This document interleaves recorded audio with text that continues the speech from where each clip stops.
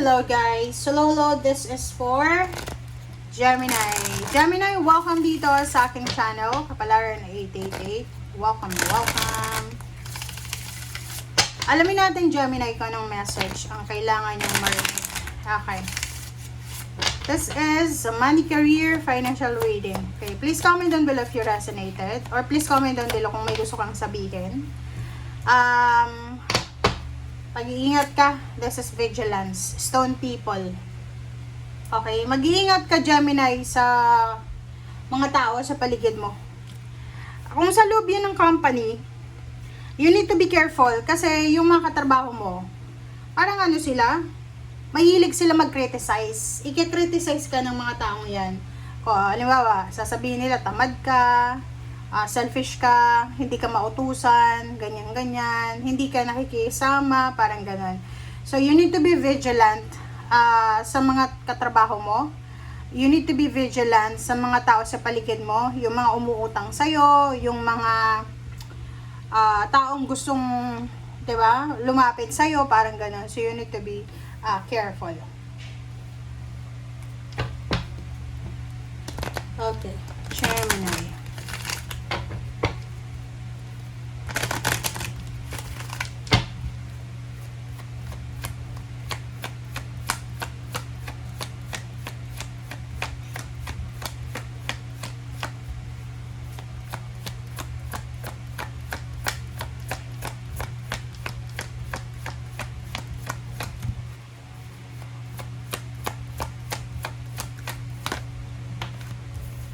Okay, you're expecting something. Okay, you're expecting something. Ay, dito ko sa'yo dito nag-expect ka. Maybe you're expecting, higher salary. You're expecting promotion. You're expecting na maganda ito na papasukin mo. Or you're expecting something na pwedeng magdala sa'yo ng malaking pagbabago.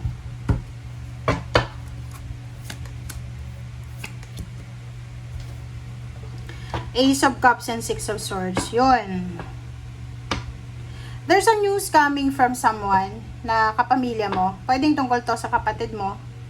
Tungkol sa kapatid mo, sa pinsan mo. Basta related to. Blood related. Or pwedeng boyfriend or girlfriend nyo. Level up to. May promotion. Pwedeng mabalitaan mong this month of July. This is a good news na yung kapatid mo, yung pinsan mo, yung boyfriend, girlfriend nyo, yung asawa nyo ay promoted siya. Or level up yung position niya. Okay. King of Swords. Nako. Nag-aantay ka dito. Talagang expectation to.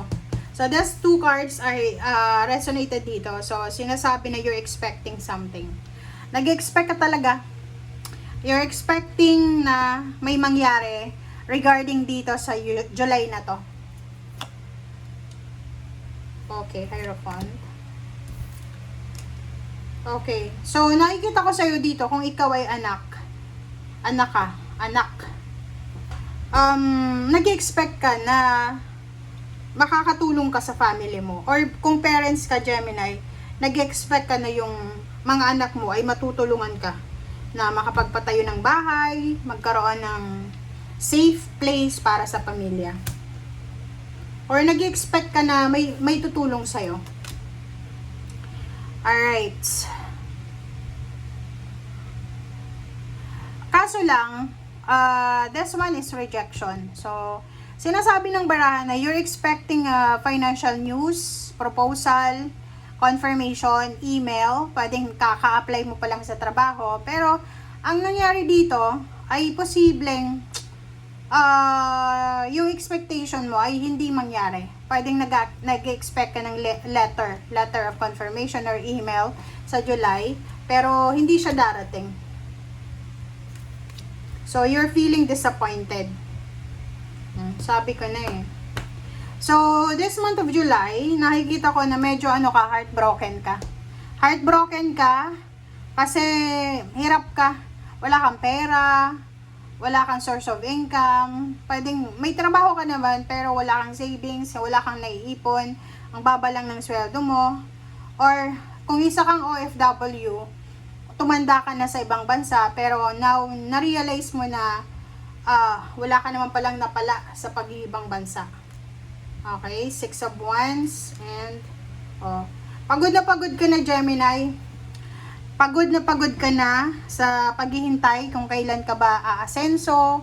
Pagod ka na sa paghihintay kung kailan ka ba mapopromote, kailan ka ba makakahanap ng trabaho, kailan mo ba maipupundar yung pangarap mong bahay, lupa, kailan ka ba magta-travel, parang ganun.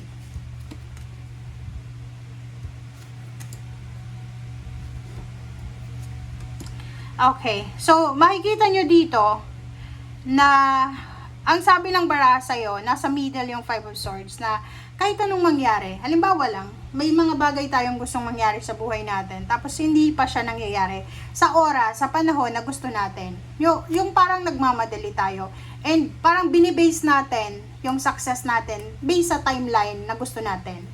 Na ang ibig sabihin yan, mali yan. Kasi lahat tayo dito sa mundo, we have our own timeline, we have our own time. Kung kailan natin yan makukuha, kailan tayo mapopromote, kailan ba tayo magta-travel international, kailan ba tayo makakapagpatayo ng bahay. Ganun eh. Wala tayo dito sa posesyon, wala tayong posesyon dito sa mundo para mag-decide para sa atin. Okay? May mga tao nga sobrang maraming pera eh. 'Di ba? Nakapagpatayo sila ng malaking bahay tapos biglang nawala lang 'yun sa isang iglap kasi sa earthquakes, 'di ba? So, wala tayong control dito sa mundong ibabaw.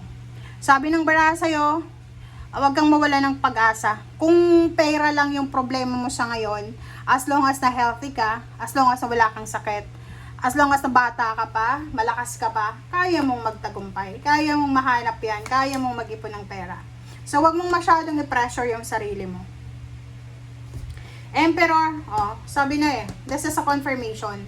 So, kino-confirm ng 3 cards na yan, Gemini, na kailangan mong maging matatag. Because this is stability and balance. Hindi mo yan makukuha sa isang gabi lang. Okay? Perfect timing ba? Divine timing ba? Diba? So, sabi ng bara sa'yo dito, be strong, be courageous, be patient, okay?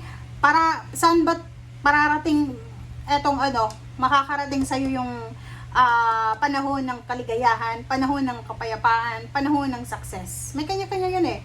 Like, di ba yung estudyante? Di ba? Kailangan mo mag-aral para makagraduate ka. Hindi ka pwedeng graduate agad bago mag-aral. Di ba? So, Page of Swords and 6 of Pentacles, 6 of Cups, and sa ilalim na to is 4 of Pentacles. Sabi ng bara sa'yo, in the near future, may mga kakilala ka na posibleng makakatulong sila sa'yo in case of emergency. Okay? May mga friendship, acquaintances ka from your past na matutulungan ka nila para makaalis ka sa mga sitwasyon ng mga financial scarcity. Kumbaga may connection ka, may mga connection ka na siguro nakalimutan mo na, but they will come para tulungan ka. Okay? In the near future pa siya. Thank you guys. Bye!